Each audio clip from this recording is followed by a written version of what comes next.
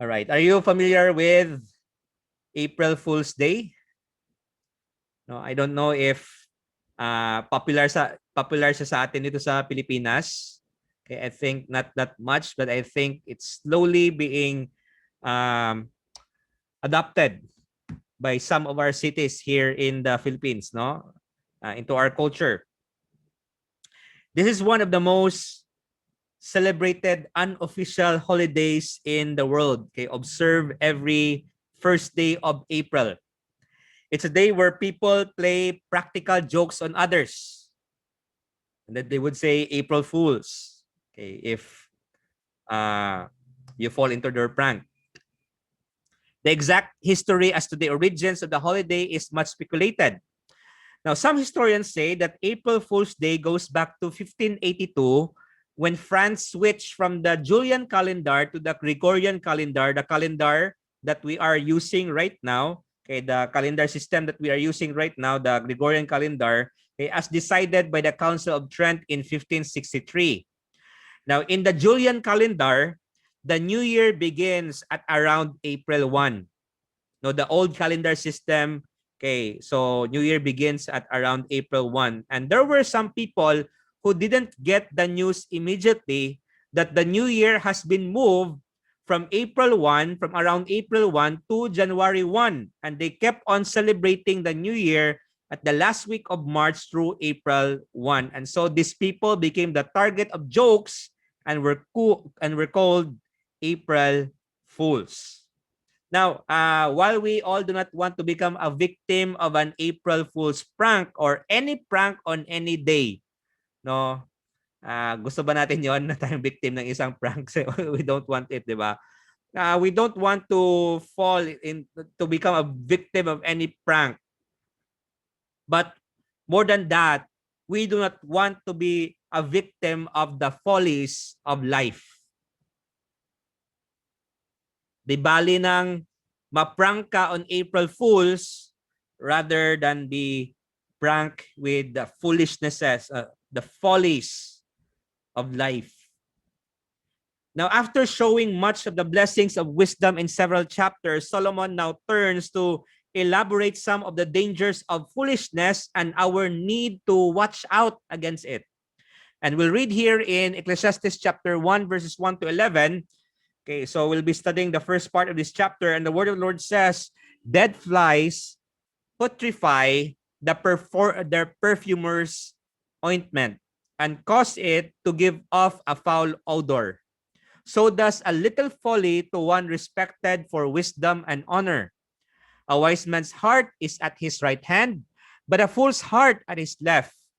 Even when a fool walks along the way, he lacks wisdom, and he shows everyone that he is a fool.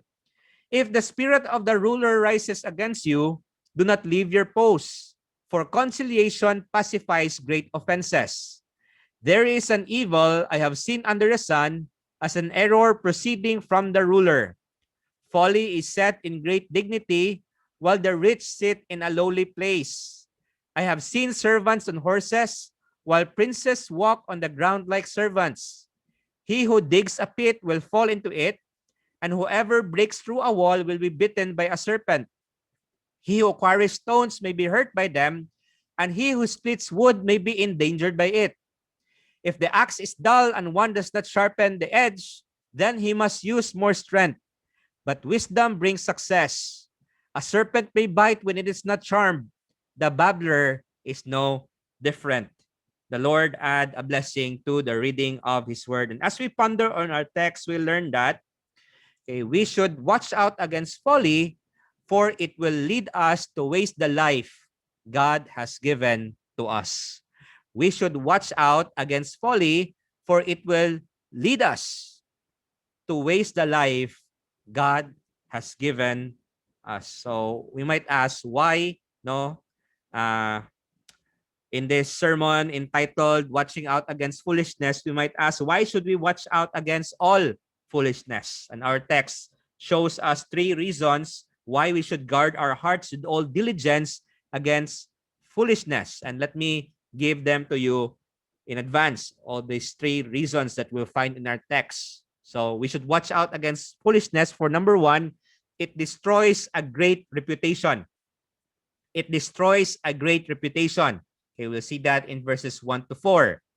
Another reason why we should watch out against foolishness, because it dwells in places of great ranks and influence. It dwells in places of great ranks and influence. So we should be aware of this, that foolishness dwells in places of great ranks and influence. And we'll see that in verses 5 to 7.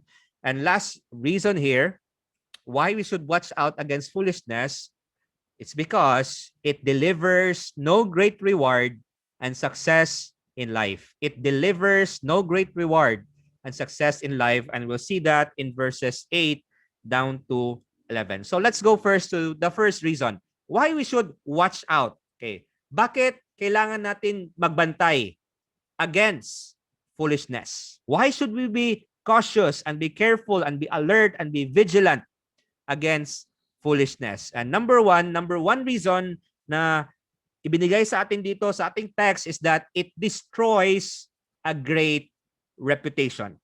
It destroys a great reputation. Now, at the end of the previous chapter last time, no, in Ecclesiastes chapter 9, I think that's verse 18, we learned there that wisdom is better than weapons of war, but one sinner destroys much good. Okay, we remember this verse. Okay, so chapter 10. So from chapter 9, as we go to chapter 10, okay, we'll see here that the opening of chapter 10 continues the thought of how sin and folly can not only destroy much good, but also ruin a lifetime of great reputation. How did it say that thought here in Ecclesiastes chapter 10? So we look at verse 1. At sabi dyan, okay, dead flies putrefy the perfumer's ointment and cause it to give off a foul odor. So does a little folly to one respected for wisdom and honor.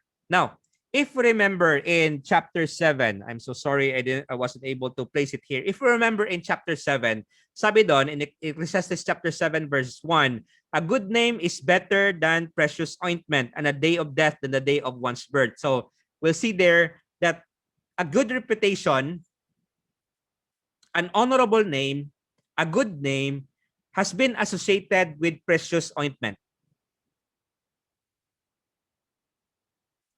And as precious ointment will be spoiled, will be ruined by dead flies, a good reputation also can be devastated by one little act of foolishness. No, dead flies, parang maliit lang na mga bagay, dead flies, no, na napunta sa isang oil-based na perfume. So parang mga maliit lang na bagay, but those dead flies can destroy, can ruin, can spoil the fragrance of that oil, that perfume. And from being fragrant, it becomes odorous. No, mabaho. From being mabango, naging mabaho. So that's what happens to a good reputation. Okay, a good reputation, no, mabango siya, but because of one little foolishness, a dead fly of little foolishness, naging mabaho yung good reputation ng isang tao. Yung isang reputation ng isang tao. Dr. William Barry explains the metaphor. Flies were persistent pests in the ancient Near East, and landing on the surface of perfumed oil might result in their entanglement and death. The dead flies would spoil the oil. Okay, the literal reads makes, stink, makes, bubble up, or causes stench, pores. Okay, that is when someone opens the bottle of perfumed oil, the foul smell pours out of it, overwhelming the senses. Since ancient people used such oils to disguise the smell of decaying bodies, the picture here might be that the oil itself exudes a fouler stench than even a decaying corpse. The full small mistake makes the smell of his folly greater than the fragrance of his wisdom. Now, in this chapter, the words folly, fool, and foolishness are mentioned around 9 times, and we will see how Solomon emphasizes the thought that we should stay away from foolishness. That's the point here of Solomon, especially for us striving to walk a wise life, which is what God calls us to do. Be wise. But being wise is a challenge. Because no, you could have built a very good reputation in your wisdom, and then with just one little mistake that you commit in your life, you ruin your reputation. And so we should be very careful with foolishness.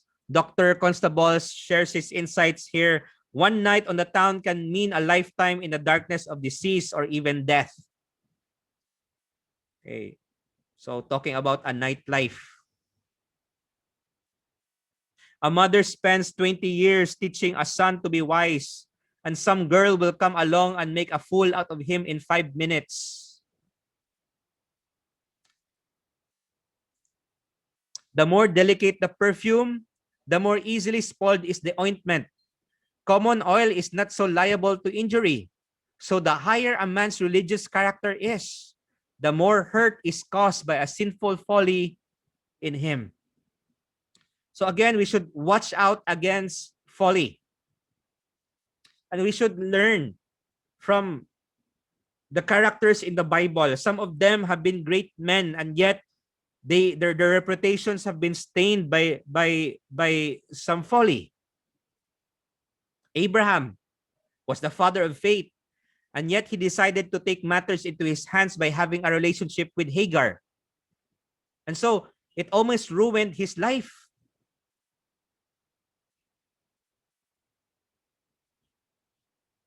Moses was Israel's leader in the Exodus, and yet he got carried away by his emotions and struck the rod of Horeb instead of speaking to it, to water. And the Lord was angry with him that he did not allow him to enter the promised land. No, yung leader pa, yung hindi nakapasok sa promised land. Why? Because of one sin that Moses committed. Samson was really strong by the power of the Holy Spirit. But he got into relationships with women who did not follow God. David was a man after God's own heart, and yet he fell into the sins of adultery and even murder. And think of many other great men who had great reputations that were ruined by a single act of foolishness. Consider then that if such great men became victims of folly, how much more would we be vulnerable to foolishness and sin? This should make us be more careful. Because if David, a man after God's own heart, fell into folly and sin, who are we that we could say that we could withstand foolishness and sin on our own power? Sabi pa nga ni Apostle Paul, take heed you who stand, lest you fall. Solomon himself, no, the wisest man who ever lived and the one who wrote this book, was a man whose godly and legendary reputation has been ruined due to the foolishness of loving many women, 700 wives, 300 concubines, and most of them, if not all, are women who do not worship God and led him to idolatry and ruined his reputation. And so Solomon personally knows the pains foolishness inflicts. Now, do we have the wisdom of Solomon? Can we say that we are as wise, as smart, as brilliant as Solomon? Because if Solomon fell into sin and into foolishness, how much more we are not susceptible to temptation, to foolishness, to sin. Now Solomon goes on to say things concerning the fool. So sabi niya sa verse 2, a wise man's heart is at his right hand, but a fool's heart at his left. What does that mean? Okay, Dr. Warren Wiersbe comments on this. In the ancient world, the right hand was the place of power and honor, while the left hand represented weakness and rejection. Many people consider the left side to be unlucky. In fact, the English word sinister comes from a Latin word that means on the left hand. Since the fool doesn't have wisdom in his heart, he gravitates toward that which is wrong, the left, and gets into trouble. People try to correct him, but he refuses to listen, and this tells everybody that he is a fool. No, so if we have to watch out for our reputations, that means we must guard our hearts because it starts there.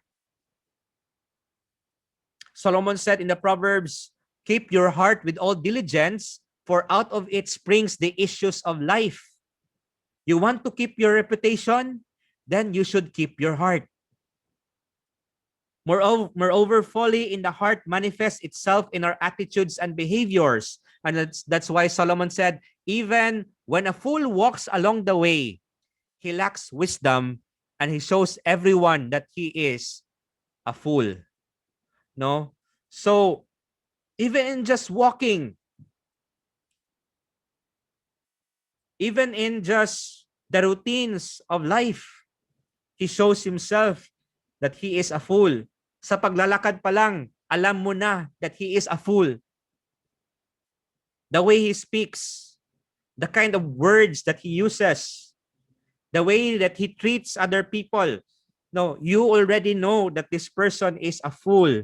Dr. William Barry comments, no, people can discern what sort of person someone is just by watching him walk along a road.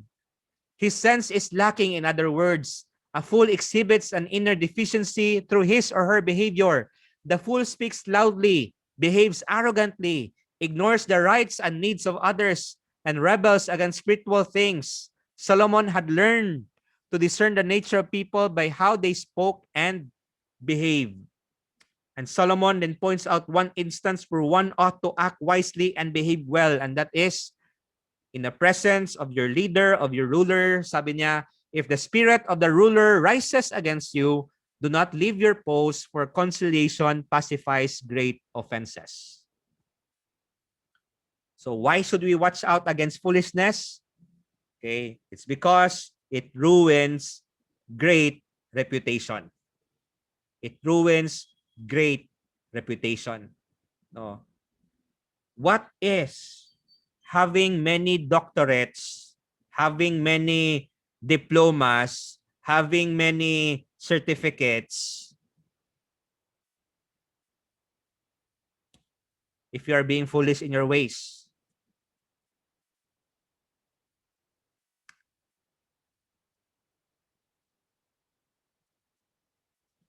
Your titles won't matter if you live foolishly. All the awards that you receive in your life, all the medals, okay, even if you break pa yung record, if ma-break mo pa yung record ni Hidilyn Diaz na you'll be able to have 10 Olympic medals, no? If you live a foolish life, your reputation will be ruined. No? And sayang, no, if you try to live a godly life and then you give yourself away to a certain foolishness, it ruins everything. Just like what happened to Solomon, just like what happened to David, just like what happened to Samson. Let us guard our hearts against foolishness again, because again, it ruins a great reputation. It ruins our testimony as ambassadors of Christ, as children of God. No, if we are already saved, that's what foolishness does to us. It clouds our testimony. It ruins our testimony, okay, to the world. Right. So another reason why we should watch out against foolishness is because in verses 5 to 7, we learn there, foolishness dwells in places of great ranks and influence. Okay. We might think that foolishness is found in unknown and hidden places in the world. And we might think that it has a low profile. And that is not the case. Another thing that we should be worried about foolishness is that it has promoted itself in the world and it has occupied places of power and influence. And that is what Solomon here said in verses 5 to 7, that there is an evil I have seen under the sun, as an error proceeding from the ruler. Folly is set in great dignity, while the rich sit in a lowly place. I have seen servants on horses, while princes walk on the ground like servants. Dr. William Barry comments on this. The evil that Solomon has seen under the sun refers to something that is not good. It is improper, disruptive, unjust, or even harmful. And this particular impropriety occurs within the realm of government. Error refers to a thoughtless, culpable sort of mistake. An administrative oversight results in placing exceedingly inept people in positions of high responsibility and power. It is truly a sad reality, no? How foolish people are put in places of leadership, and that foolish laws are made, and that the country is handled foolishly. Because of that, the country suffers and people are getting afflicted. Foolish leaders are also influencing others with their foolishness, doing greater harm to the country. And Dr. David Guzik adds here, the preacher wanted to remind us that not all is fair in this life. Foolish men are promoted or accepted to positions of great leadership. Some lowly men are unwisely exalted, servants on horses, while some noble men are humbled, no, the princes that walk on the ground like servants. So it happens. It happens. Foolish people are being placed on high places, high positions of leadership. And with that, they are influencing others with their foolishness. But how should we deal with foolish rulers and officials? Now, let us remember again that rulers, whether they are wise or fools, have been ordained by God. Okay, we learned that last time in Ecclesiastes chapter 8. No? And let me just quote here once again, Romans chapter 13, verse 1, that every soul be subject to the governing authorities, for there is no authority except from God, and the authorities that exist are appointed by God. So, though they be acting foolishly, we should still treat them properly and wisely. We somehow have some wise insights about it from Ecclesiastes chapter 10. No? Note that Solomon, according says Dr. William Barrick here, note that Solomon does not advocate instigating a counter-revolution. Instead, he instructs the godly citizen to, number 1, continue on as before without leaving any governmental position. Number 2, be an observer like Solomon himself. Number 3, behave wisely, taking proper precautions even for daily labors. Number 4, speak with grace and avoid loquaciousness. Number 5, remember that the future cannot be known. Number 6, be diligent, not lazy. Number 7, pay attention to the normal enjoyments and necessities of life. And do not speak disrespectfully of those in authority. And we'll learn more about that, no, in our next study of chapter 10 of the book of Ecclesiastes. But let us be aware that foolishness has been prominent in this world. It has climbed to places of high positions of leadership.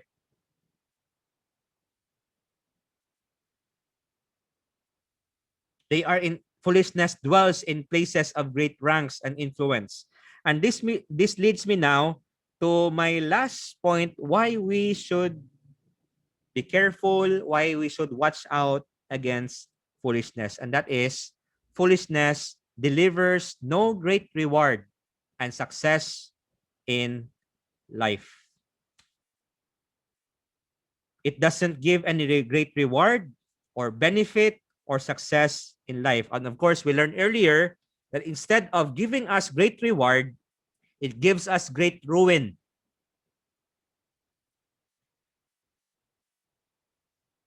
It destroys us.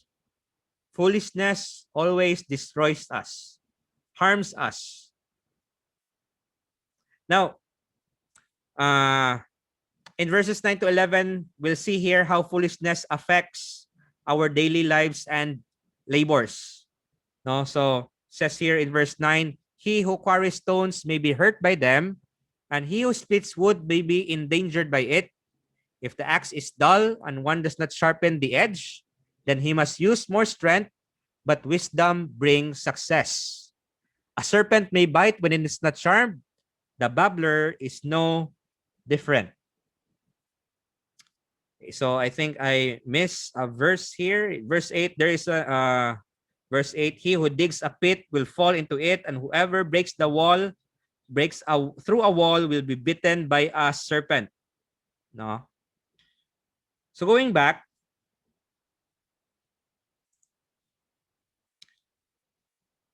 to this verse, so Dr. Warren Wiersbe shares his thoughts with the passage. Students are not agreed on what Solomon's point is in this graphic section. Was he saying that every job has its occupational hazards? If so, what lesson was he teaching, and why did he take so much space to illustrate the obvious? Now, his theme is folly, and he certainly was not teaching that hard work is foolish because you might get injured. Okay, of course, every work has its own risk. Now, throughout the book, Solomon emphasized the importance of honest labor and the joys it can bring. So, Solomon here is not emphasizing, is not saying that, oh, working hard is foolish because you might get injured. Why would he contradict that message? Okay, I believe Solomon was describing people who attempted to do their work and suffered because they were foolish.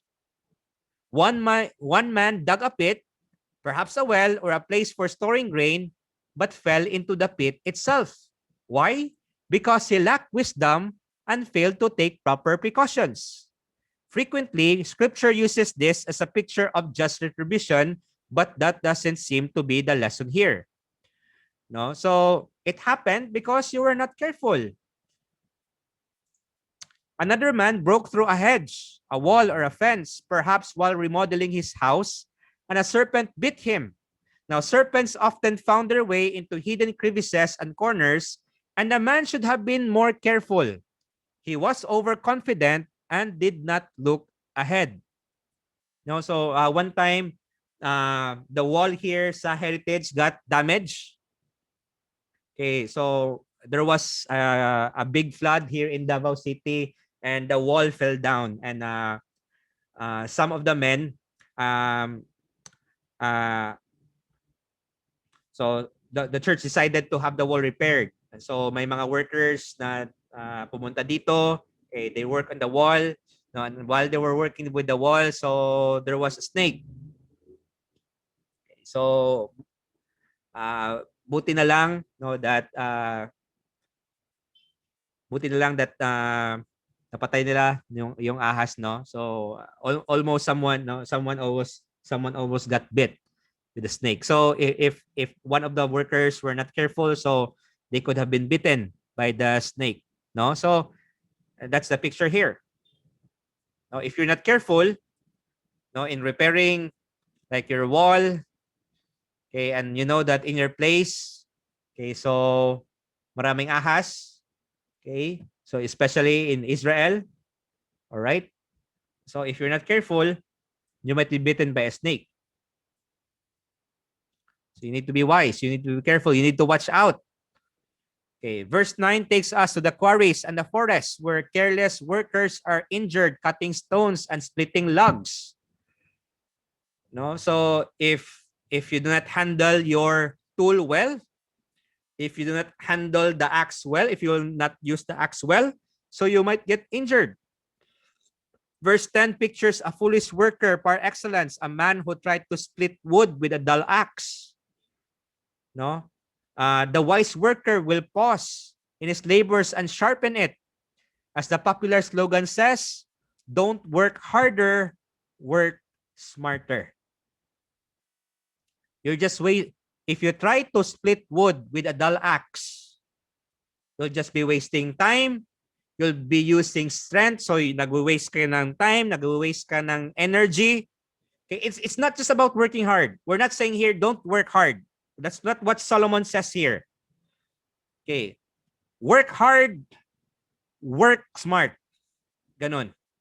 So that you'll be effective with your work. David Gusick adds, the fool will continue to use a dull axe instead of being wise and sharpening the edge. The fool doesn't wisely consider the future and how wise use of one's time in the present can make for a much better future. So let's try to ask ourselves, what things are we doing in life right now? What things are we pursuing in life right now?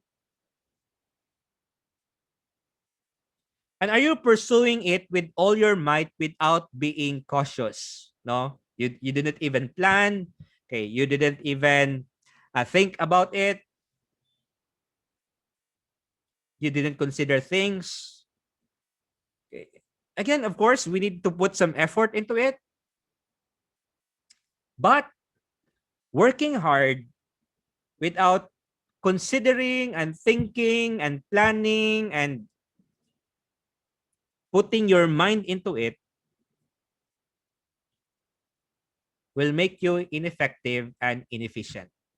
And again, just like that person who wants to split a log with a dull axe, you'll be wasting your time, you'll be wasting your energy, and you'll run into the risk of being injured. No, baka yung dull axe, okay, magba-bounce pa yan papunta sa iyo. No? Are you working without considering your safety?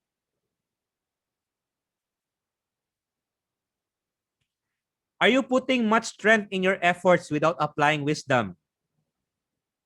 Maybe you are pushing yourself too hard for a certain course, no? You are pushing yourself too hard in your studies. On a certain course, on a certain job that is not for you. Maybe you are pursuing a relationship with a person that is not for you.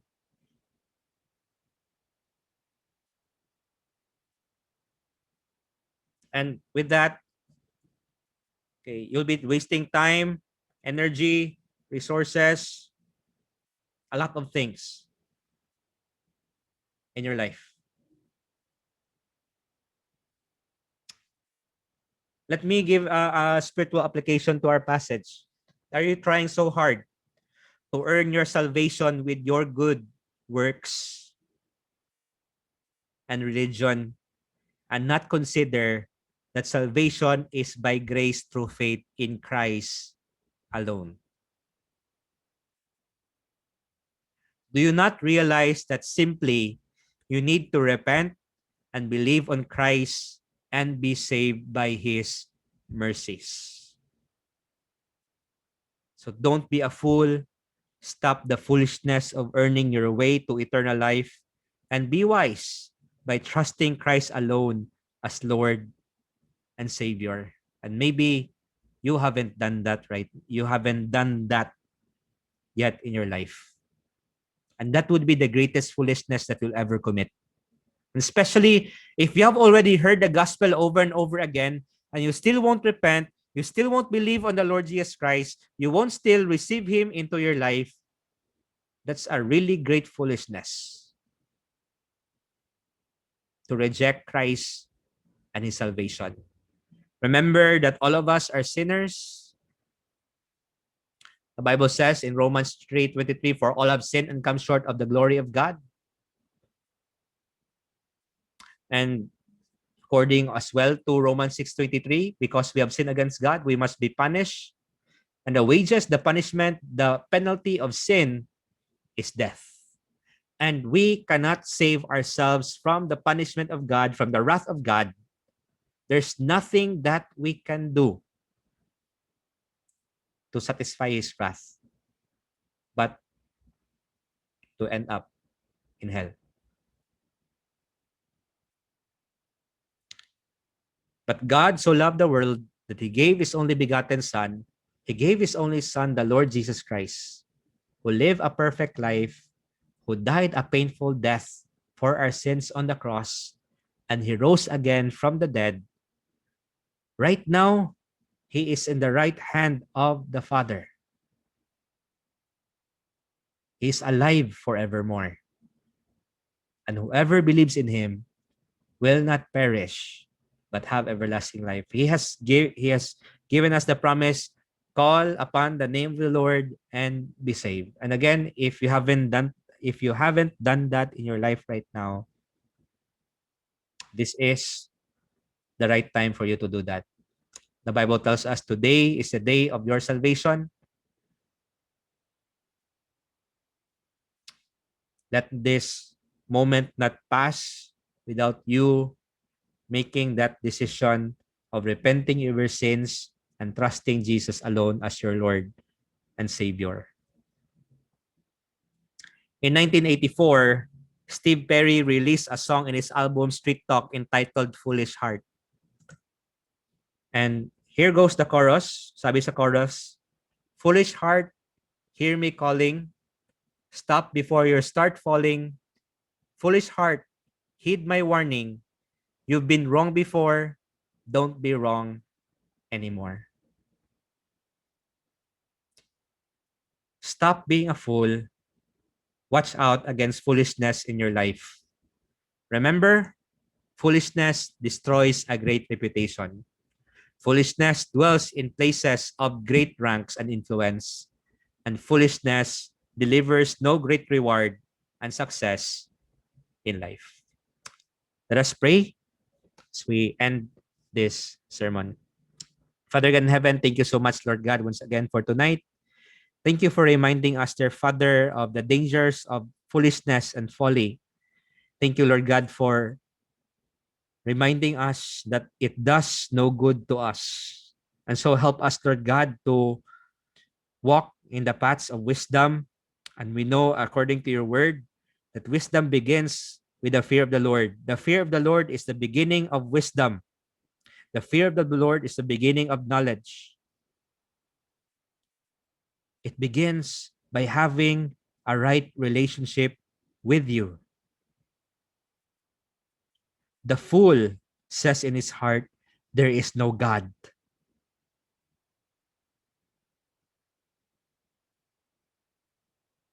No matter how high our grades are in school, no matter how many degrees we have finished, no matter how many certificates we have acquired in our lives,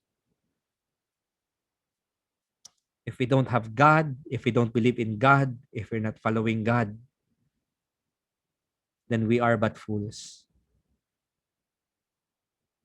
Lord, thank you as well for the presence of everybody.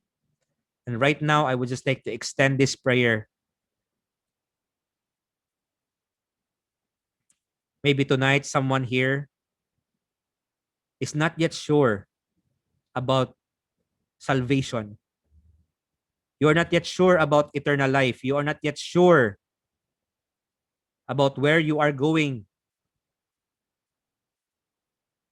when the time comes that Jesus returns, or the time comes that you will depart from this world. There are only two destinations, two eternal destinations: heaven and hell.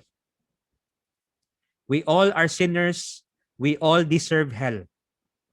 But God has given us a way to be saved. Jesus Christ said, I am the way, the truth, and the life. No one comes to the Father but by me. Clearly, Jesus Christ said there that he is the way. It's not religion. It's not your good works. It's not baptism. It's not any ritual. It's Jesus that is the way. It's Jesus who is the way. He is the only way that you'll be saved. Why don't you put your full trust in Him right now? Receive Him to your life. Repent of your sins. Tell the Lord, call upon the name of the Lord right now. Lord, I am but a fool. I am a sinner and I deserve punishment. But right now, Lord, I ask for your mercy. Save me. Right now, I put my whole trust in Christ and receive Him into my life. Help me, Lord, for your name's sake. And for the rest of us,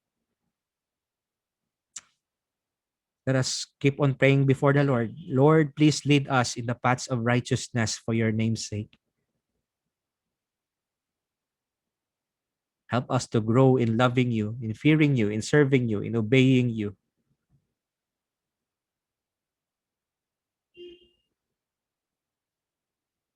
Once again, Lord, thank you so much for your word. Thank you so much, Lord God, for everything. We would just like to commit to you all. In Jesus' name we pray. Amen.